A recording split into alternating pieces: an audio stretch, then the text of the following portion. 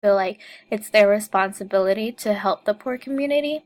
And they justify this by saying like that this homeless person or a person that's struggling is either lazy or stupid when in reality they're not.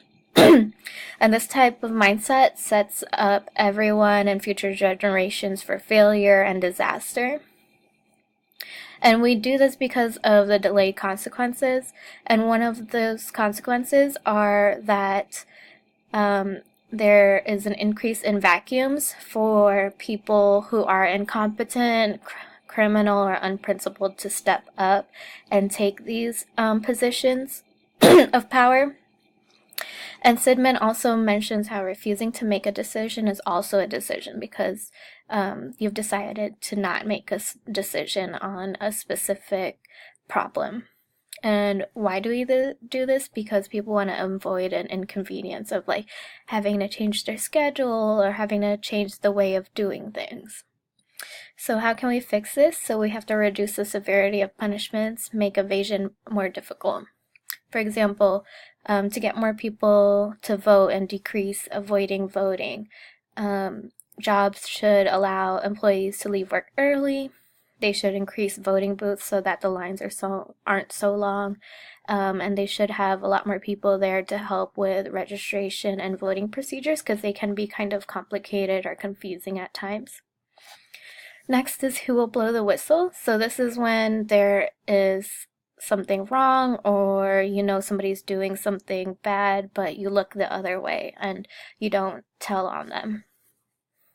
And people do this because of that kind of culture of what hurts one hurts all. So what one does against one person in the community ends up hurting everybody in that community. They also want to avoid being labeled as like the snitch or the whistleblower, and avoid appearing disloyal to their organization or group. This happens often in offices where the employees are working towards one goal, and organizations, and even the news. This creates a low morale, and Sidman says that to alter an institution, we have to change the conduct of the individuals who are in the institution.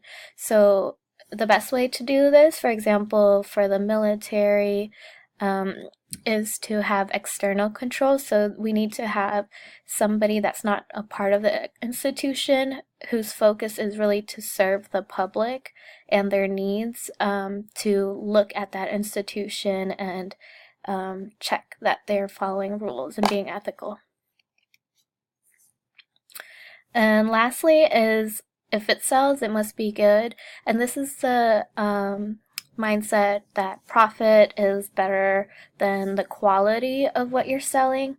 So this happens often with salesmen, like selling a car. He doesn't care if you're gonna get like a really bad car. He's just focused on getting that commission from the sale.